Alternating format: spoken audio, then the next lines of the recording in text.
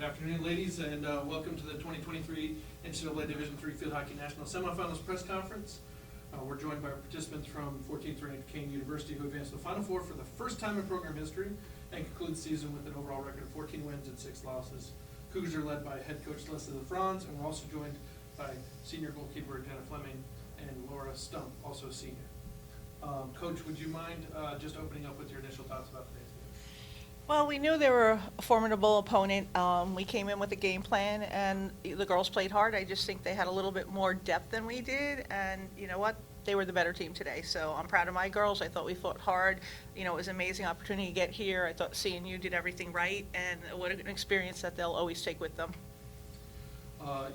This season you didn't shy away from nation top competition on your schedule. You played, I think half of your season was against national ranked opponents. Can you talk about what that does for your team preparing for this moment and getting to this level?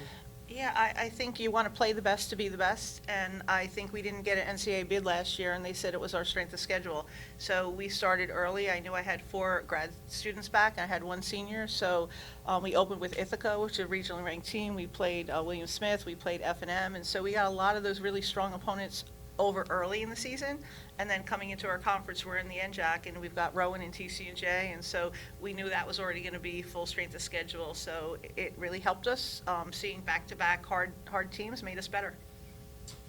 To the players, you come out right off the opening whistle and get the penalty corner, kind of showed that you belonged in this moment right out of the gate. Can you talk about what that meant for maybe the momentum and the feel of the Final Four game?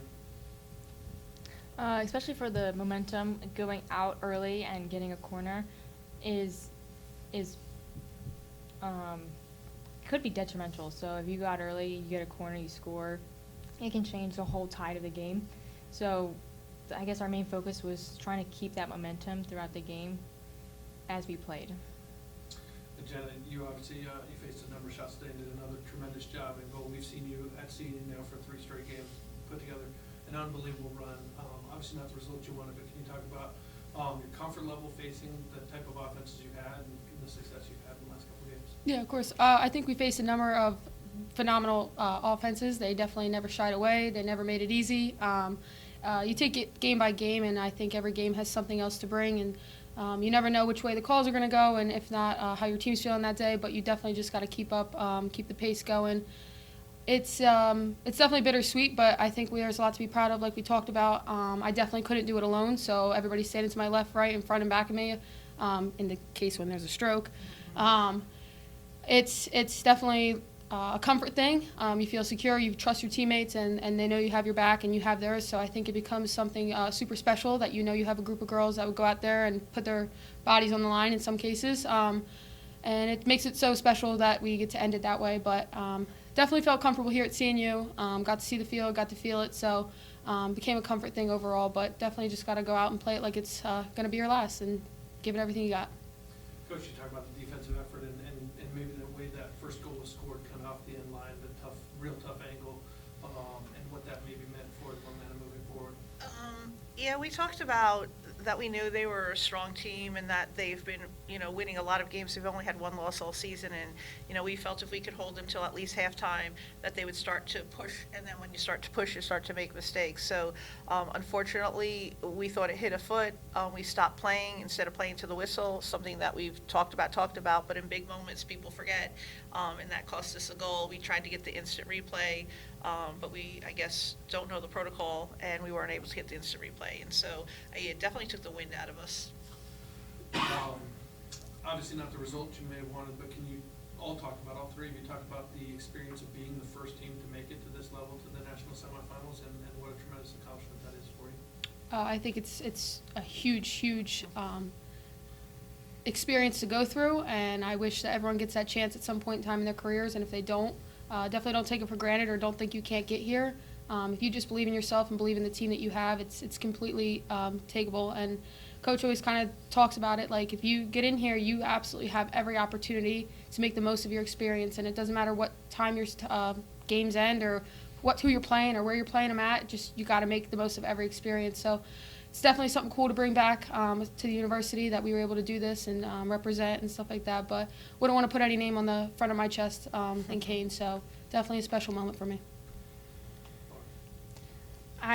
It's an amazing experience in general. Like, there was a time when we thought we weren't playing anymore, and to get this opportunity, and we worked so hard every game to get to the Final Four where we are, and for it to be the first time, and it's for me, even our last time, like, playing is amazing. To even end on that note is, I'll remember it forever. I've always been a goal-oriented type of person. I'm always a pusher, and I always want more. And so I push these girls to be the best that they can be. And that means taking a program that was maybe 50, 60 ranked in the country and pushing us up to being in the top 20. And I'm all about competition. I don't care if it's the Cougar Cup and they laugh at me, or, most points in a community service, I want to win. We even won a phone-a-thon because we started donating to ourselves, because that's who I am. And I think it's good for them to know that they can achieve their goals, and if they just believe in themselves and push and push and push. And so, we looked at the NCAA. We didn't get in last year. We wanted to get in this year. And just because you want to do something doesn't mean it happens. You've really got to, these kids worked super hard. They did everything in the off season. I've traveled internationally with a lot of them, and, their parents made sacrifices. So for them to get that opportunity is just amazing. You had a team that was, looked really good right as COVID hit, and potentially could do something. These young ladies were freshmen or sophomores at that time, and then they came back for the fifth year this year to make this run. Can you talk about the impact of the fifth-year group that you've had, and what legacy they've left at Kean? Oh, absolutely. I think you mature, the experience that you have. Not only were they dedicated and hard players, we have there's not a lot in between. There's a lot of freshmen that have no idea what's going on, and they've become mentors to them, and they've pushed them, and they've brought them along, and they've kind of explained, this is what's important, and this is why we do this. And so having 4 grad students make that commitment and spend that extra money and come back to Kean when they didn't need to meant everything to me as a coach, because it's just validation in who I am, and that they care enough about the program that they wanted to continue. So it was just amazing.